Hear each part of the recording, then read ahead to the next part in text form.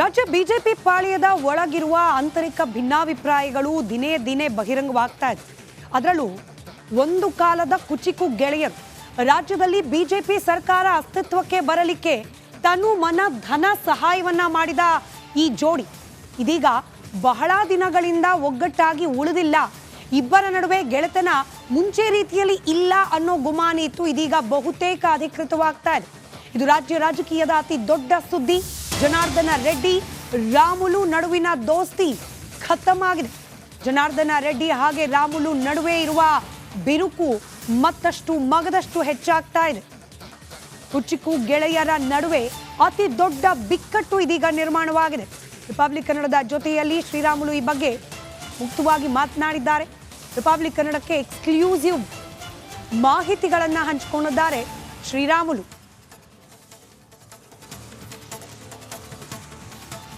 ಯಾವ ಹಂತಕ್ಕೆ ಮನಸ್ತಾಪ ಹೋಗಿದೆ ಅಂದ್ರೆ ಪಕ್ಷ ಬಿಟ್ಟಾದ್ರೂ ಸರಿಯೇ ಇದಕ್ಕೆ ನಾನು ತಲೆಬಾಗುವುದಿಲ್ಲ ಅನ್ನೋ ಹಂತಕ್ಕೆ ಸಿದ್ಧರಾಗಿ ನಿಂತಿದ್ದಾರ ಮಾಜಿ ಸಚಿವ ಶ್ರೀರಾಮುಲು. ಅವರ ಮಾತುಗಳು ಇದೇ ಸೂಚನೆಯನ್ನ ಕೊಡ್ತಾ ಇದೆ. ಬಿಜೆಪಿ ಬಿಡ್ಲಿಕ್ಕೂ ಕೂಡ ಸದ್ದ ಅನ್ನೋ ಅರ್ಥದಲ್ಲಿ ಮಾತನಾಡಿದ್ದಾರೆ ಮಾಜಿ ಸಚಿವ ರಾಮುಲು. ಬಿಜೆಪಿ ತೊರೆಯುವ ಬಗ್ಗೆ ಮಾತನಾಡಿದ್ದಾರೆ. ರಾಧಾ ಮೋಹನ್ ಜೊತೆ ಸಭೆಯಲ್ಲಿ ಹಾಗಾದ್ರೆ ಅಂಥದ್ದೇನು ನಡೀತು? ಶ್ರೀರಾಮುಲು ಅವರು ಈ ಮಟ್ಟಿಗೆ ಬೇಸರಗೊಳ್ಳಲಿಕ್ಕೆ ಕಾರಣವೇನು? ಸಂಡೂರು ಉಪಚುನಾವಣೆ ಸೋಲು. ಸಂಡೂರಿನ ಉಪಚುನಾವಣೆಯ ಸೋಲಿಗೆ ನೇರವಾಗಿ ರಾಮುಲು ಅವರನ್ನೇ ಕಾರಣ ಮಾಡಲಾಗಿದೆ. ರಾಮುಲು ಅವರಿಗೆ ಕ್ಲಾಸ್ ತೆಗೆದುಕೊಳ್ಳಲಾಗಿದೆ. ರಾಮುಲು ಅವರಿಗೆ ಅಪಮಾನ ಆಗೋ ರೀತಿಯಲ್ಲಿ ಮಾತನಾಡಲಾಗಿದೆ. ಎಲ್ಲ ರೀತಿಯ ವರ್ತನೆಯನ್ನ, ಅದರಲ್ಲೂ ಹೈಕಮಾಂಡ್ ನಾಯಕರ ಮಾತುಗಳನ್ನ ಕಂಡು ರಾಮುಲು ಬೇಸರಗೊಂಡಿದ್ದಾರೆ. ರಾಧಾ ಮೋಹನ್ ಜೊತೆ ನಡೆದ ಸಭೆಯಲ್ಲಿ ರಾಮುಲುಗೆ ಅವಮಾನ ಆಯಿತು ಅನ್ನೋ ಮಾಹಿತಿ ಕೂಡ ಇದೆ. ಈ ಬಗ್ಗೆ ನೇರವಾಗಿ ಶ್ರೀರಾಮುಲು ಅವರನ್ನೇ ಪ್ರಶ್ನೆ ಮಾಡಲಾಯಿತು. ನಮ್ಮ ಪ್ರತಿನಿಧಿ ಸುರೇಶ್ ಮಾಜಿ ಸಚಿವ ರಾಮುಲು ಅವರ ಜೊತೆಯಲ್ಲಿ ನಡೆಸಿರುವ ಸಂಭಾಷಣೆ ನಿಮ್ಮ ಮುಂದೆ.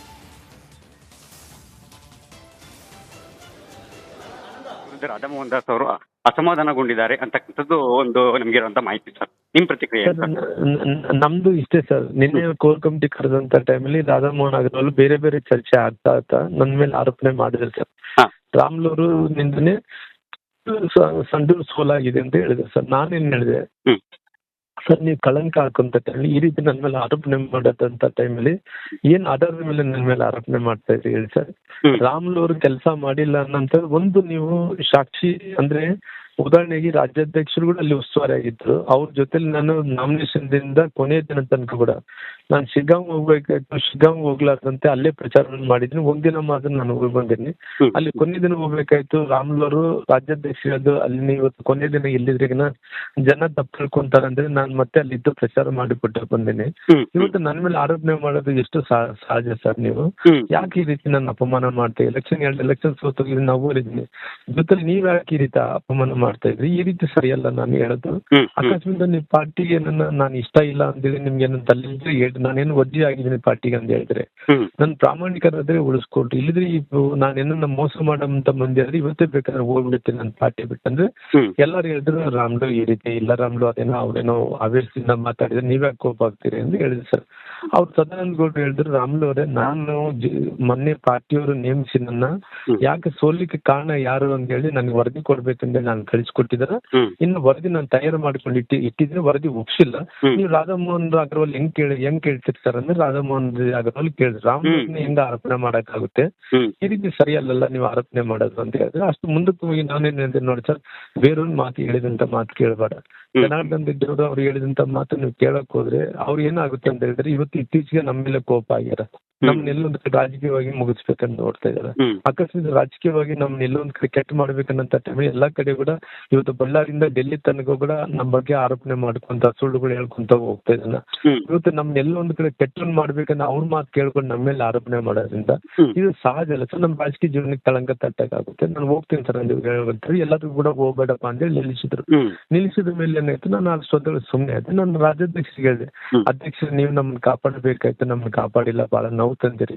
ರಾಮುಲು ಮಾತಾಡಂತ ಟೈಮಲ್ಲಿ ನೀನ್ ಇದ್ದಲ್ಲ, ರಾಮುಲು ಕೆಲಸ ಮಾಡಿದ್ರೆ ಒಂದು ಮಾತು ಹೇಳಿಲ್ಲ ಅಂತ ಹೇಳಿದ್ರೆ ನಿನ್ ಕೂಡ ಒಳಗಡೆ ನಮ್ಗೆ ಕೆಟ್ಟದಾಗಬೇಕಂತ ಯೋಚನೆ ಮಾಡ್ತಾ ಇದ್ವಿ ಅಂತ ಹೇಳಿ ರಾಧಾ ಮೋಹನ್ ಅಗರ್ವಾಲ್ ಹೇಳಿದ್ರು. ಇಲ್ಲ ನಾನು ಹೇಳಿದಂತ ಮಾತು ವಾಪಸ್ ತಗೊಂತ ಹೇಳಿದ್ರು. ಅಂದ್ರೆ ಹಿಂಗೆಲ್ಲ ಸರಿಯಲ್ಲ ಅಂತ ಹೇಳಿ ಅಷ್ಟೊತ್ತೊಳಗೆ ನಾನು ಮಾಧ್ಯಮದ ಮುಂದೆ ಬಂದು ಮಾತಾಡ್ಬೇಕು ಅಂದ್ಕೊಂಡು ಅಷ್ಟೊತ್ತೊಳಗೆ ಬೇಡ ಅಂದೆ ಆದ್ರೂ ನಾನು ಸುಮ್ಮನೆ ಇದೆ. ನಿನ್ನೆ ನನಗೆ ನೇರವಾಗಿ ಬಳ್ಳಾರಿಗೆ ಬಂದ್ಬಿಟ್ಟೆ ಮಾತಾಡಕ್ಕಾಗ್ಲಿ. ಇವತ್ತು ಎಲ್ಲ ಟಿವಿಯಲ್ಲಿ ಬರ್ತಿದೆ ನೋಡಿ ನಾನು ರಿಯಾಕ್ಷನ್ ಕೊಡ್ಲಿದೆ ತಪ್ಪಾಗುತ್ತೆ ಅಂತ ಕಂಡು ಅವ್ರಿಗೆ ರಿಯಾಕ್ಷನ್ ಕೊಡೋಂತ ಕೆಲಸ ಮಾಡಿದ್ದೀನಿ ಸರ್. ಸರ್ ಈಗ ನಿಮ್ಮ ಶ್ರೀರಾಮುಲು ಅವರ ಈ ಸಂಭಾಷಣೆಯಲ್ಲಿ ಒಂದು ವಿಚಾರ ಸೂಕ್ಷ್ಮವಾಗಿ ಗಮನಿಸಿರಬಹುದು. ಶ್ರೀರಾಮುಲು ಅವರು ನೇರವಾಗಿ ವಿಜಯೇಂದ್ರ ಅವರಿಗೆ ಹೇಳಿದ್ದಾರೆ, ನೀವು ನನ್ನ ಸಪೋರ್ಟಿಗೆ ನಿಲ್ಲಬೇಕಾಗಿತ್ತು, ನೀವು ನಿಂತಿಲ್ಲ ಅಂತ. ಕೇವಲ ಇಷ್ಟು ಮಾತ್ರ ಅಲ್ಲ, ಈ ಸಭೆ ಬಳಿಕ ಮಾಧ್ಯಮಗಳ ಮುಂದೆ ಹೇಳಿಕೆ ಕೊಡ್ಲಿಕ್ಕೆ ಬರ್ತಾರೆ ಶ್ರೀರಾಮುಲು ಅವರು. ಆಗ ಶ್ರೀರಾಮುಲು ಅವರನ್ನ ತಡೆದು ನಿಲ್ಲಿಸ್ತಾರೆ ವಿಜಯೇಂದ್ರ ಹಾಗೆ ಸಿ.ಟಿ. ರವಿ. ಸಭೆ ಬಗ್ಗೆ ಮಾಹಿತಿಯನ್ನ ನೀಡಬೇಡಿ ಅಂತ ಹೇಳಿ ವಿಜಯೇಂದ್ರ ಅವರು ಸೈಡಿಗೆ ಕರ್ಕೊಂಡು ಹೋಗಿ ಸೂಚನೆಯನ್ನ ಕೊಡ್ತಾರೆ. ವಿಜಯೇಂದ್ರ ಅವರ ಮಾತಿನಂತೆ ಕಚೇರಿಯಿಂದ ಮಾಧ್ಯಮಗಳಿಗೆ ರಿಯಾಕ್ಟ್ ಮಾಡದೆ ಆಚೆ ಹೋಗ್ಬಿಡ್ತಾರೆ ಶ್ರೀರಾಮುಲು. ಯಾವಾಗ ಮಾಧ್ಯಮದಲ್ಲಿ, ಅದರಲ್ಲೂ ರಿಪಬ್ಲಿಕ್ ಕನ್ನಡದಲ್ಲಿ ಈ ಬಗ್ಗೆ ಸುದ್ದಿ ಪ್ರಸಾರ ಆಗ್ಲಿಕ್ಕೆ ಪ್ರಾರಂಭವಾಯಿತು, ಆಗ ಸ್ಪಷ್ಟೀಕರಣ ನೀಡೋ ಸಲುವಾಗಿ ಮಾತನಾಡಿದ್ದಾರೆ.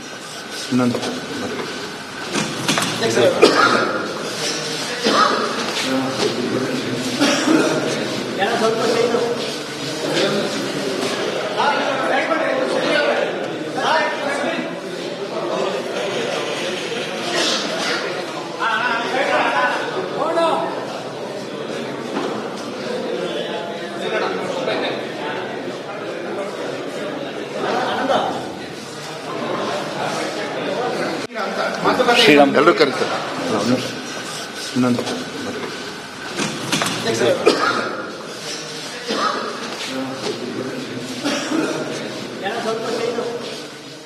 ಈ ಬಗ್ಗೆ ಮತ್ತಷ್ಟು ಡೀಟೇಲ್ಸ್ನೊಂದಿಗೆ ನಮ್ಮ ಪೊಲಿಟಿಕಲ್ ಬ್ಯೂರೋ ಹೆಡ್ ವಿಜಯ್ ನೇರ ಸಂಪರ್ಕದಲ್ಲಿದ್ದಾರೆ.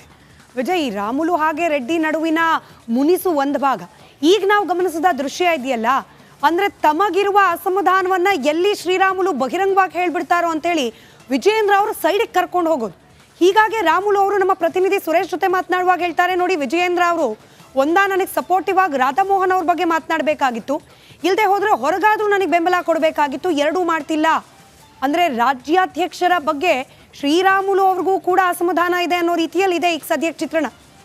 ಖಂಡಿತವಾಗ್ಲೂ ಸ್ಮಿತಾ, ಒಂದು ಕಡೆ ಏನು ರಾಜ್ಯಾಧ್ಯಕ್ಷ ವಿಜೇಂದ್ರ ವಿರುದ್ಧ ಯತ್ನಾಳ್ ಬಣ ಸಿಡಿದ ಬೆನ್ನಲ್ಲೇ ಕೂಡ ನಿನ್ನೆ ನಡೆದಂಥ ಕೋರ್ ಕಮಿಟಿ ಸಭೆಯಲ್ಲಿ ಶ್ರೀರಾಮುಲು ರಾಜೀನಾಮೆ ಕೊಟ್ಟು ನಾನು ಹೋಗ್ತೀನಿ ಅಂತ ಮಾತಾಡಿರುವಂಥದ್ದೇನಿದೆ, ಅದು ಪಕ್ಷದ ಒಳಗಡೆ ಮತ್ತಷ್ಟು ಬೇರೆ ಬೇರೆ ರೀತಿಯ ಅಸಮಾಧಾನಗಳು, ಬೇಗುದಿಗಳು, ಹೊಸ ತಿರುವನ್ನು ತೆಗೆದುಕೊಳ್ತಾ ಇರುವಂಥದ್ದು. ಜೊತೆಗೆ ಈಗ ಬಿಜೆಪಿ ಕೂಡ ಇಕ್ಕಟ್ಟಿನ ಪರಿಸ್ಥಿತಿ ಸಿಲುಕಿರುವಂಥದ್ದು. ಶ್ರೀರಾಮುಲು ನೇರವಾಗಿ ರಾಜೀನಾಮೆ ಕೊಡೋದ್ರ ಜೊತೆಗೆ ಅದೇನು ಆ ಒಂದು ಬೆದರಿಕೆಯ ಜೊತೆಗೆ ಮತ್ತೊಂದು ಕಡೆ ಜನಾರ್ದನ್ ರೆಡ್ಡಿ ವಿರುದ್ಧ ಕೂಡ ಅಸಮಾಧಾನ ವ್ಯಕ್ತಪಡಿಸ್ತಿರುವಂಥದ್ದು. ಯಾಕಂದರೆ ರಿಪಬ್ಲಿಕನ್ ಜೊತೆ ಮಾತಾಡಿದ ಒಂದು ಮಾತನ್ನು ಹೇಳಿದ್ರು, ಜನಾರ್ದನ್ ರೆಡ್ಡಿ ಅವರ ಪಿತೂರಿಯಿಂದ, ಅವರ ಹೇಳಿಕೆಯಿಂದ ರಾಧಾಮೋಹನ್ ದಾಸ್ ನನ್ನ ವಿರುದ್ಧ ಆರೋಪ ಮಾಡಿದ್ದಾರೆ, ಈ ರೀತಿ ಸಂಡೂರು ಸೋಲಿಗೆ ಅಂತ. ಮತ್ತು ಆ ಸಭೆಯಲ್ಲಿ ನೆನ್ನೆ ನಡೆದ ಸಭೆಯಲ್ಲಿ ಸಿ.ಟಿ. ರವಿ, ಮತ್ತೊಂದು ಕಡೆ ಪ್ರಹ್ಲಾದ್ ಜೋಶಿ, ಸದಾನಂದ ಗೌಡರು ಕೂಡ ಏನು ರಾಮುಲು ಪರವಾಗಿ ನಿಂತ್ಕೊಂಡ್ರು. ಉಳಿದಂತೆ ವಿಜಯೇಂದ್ರ ಅವರು ಕೂಡ ಪರವಾಗಿ ನಿಂತ್ಕೊಂಡಿಲ್ಲ ಅನ್ನೋದು ಕೂಡ ಅಸಮಾಧಾನ ಇರುವಂಥದ್ದು. ಈಗ ಬಿಜೆಪಿ ಹೈಕಮಾಂಡ್ಗೆ ಒಂದು ಕಡೆ ಶ್ರೀರಾಮುಲು ಪಕ್ಷದ ವಿರುದ್ಧ ಕೇವಲ ಅಸಮಾಧಾನ ಅಂತಲ್ಲ, ಜೊತೆಗೆ ಜನಾರ್ದನ್ ರೆಡ್ಡಿ ವಿರುದ್ಧ ಕೂಡ ಅಸಮಾಧಾನ ಇರುವಂಥ ಹಿನ್ನೆಲೆಯಲ್ಲಿ ಇದನ್ನು ಹೇಗೆ ಸಮಾಧಾನ ಪಡಿಸ್ತಾರೆ ಅನ್ನೋಂಥದ್ದು. ಯಾಕಂದರೆ ಶ್ರೀರಾಮುಲುಗೆ ತಮ್ಮದೇ ಆದಂಥ ವೋಟ್ ಬ್ಯಾಂಕನ್ನು ಇರುವಂಥದ್ದು ಮತ್ತು ಜನಾರ್ದನ್ ರೆಡ್ಡಿಯವ್ರನ್ನು ಕೂಡ ಅವ್ರ ಪಕ್ಷದಿಂದ ಕಳ್ಕೊಳ್ಳೋಕ್ಕೆ ಇಷ್ಟಪಡೋದಿಲ್ಲ. ಈ ಹಿನ್ನೆಲೆಯಲ್ಲಿ ಈಗ ಬಿಜೆಪಿ ಹೈಕಮಾಂಡ್ಗೆ ಮತ್ತೊಂದು ಹೊಸ ತಲೆನೋವು ಶುರುವಾಗಿರುವಂಥದ್ದು. ಶ್ರೀರಾಮುಲು ಅವ್ರನ್ನ ಹೇಗೆ ಸಮಾಧಾನ ಪಡಿಸ್ತಾರಂತ, ಅಂದರೆ ಅವ್ರನ್ನ ಕೇವಲ ರಾಜ್ಯ ನಾಯಕರಿಂದ ಸಮಾಧಾನ ಪಡಿಸುವಂತಹ ಪರಿಸ್ಥಿತಿ ಈಗಿಲ್ಲ. ಜನಾರ್ದನ್ ರೆಡ್ಡಿ ವಿರುದ್ಧನೇ ಅಸಮಾಧಾನ ವ್ಯಕ್ತಪಡಿಸಿರುವಂಥ ಹಿನ್ನೆಲೆಯಲ್ಲಿ ಈಗ ಅದನ್ನು ಸರಿಪಡಿಸ್ಬೇಕಂದ್ರೆ ಹೈಕಮಾಂಡ್ ಖುದ್ದು ಎಂಟ್ರಿ ಆಗಬೇಕಂತ ಅನಿವಾರ್ಯ ಪರಿಸ್ಥಿತಿ ಶುರುವಾಗಿರುವಂಥದ್ದು. ಇದು ಈ ಹೈಕಮಾಂಡ್ಗೆ ಒಂದು ಹೊಸ ರೀತಿಯ ಬಿಕ್ಕಟ್ಟಿನ ಜೊತೆಗೆ ತಲೆನೋವು ಕೂಡ ಶುರುವಾಗಿರುವಂಥದ್ದು. ಇದನ್ನು ಹೇಗೆ ನಿಭಾಯಿಸ್ತಾರೆ ಅನ್ನೋದನ್ನ ಒಂದು ಕುತೂಹಲದ ಜೊತೆಗೆ ಒಂದು ಹೈಕಮಾಂಡ್ಗೆ ಹೊಸ ಬಿಕ್ಕಟ್ಟು ಕೂಡ ಶುರುವಾಗಿರುವಂಥದ್ದು. ಸ್ಮಿತಾ, ರೈಟ್, ಧನ್ಯವಾದ ವಿಜಯ್ ಮಾಹಿತಿಗಾಗಿ.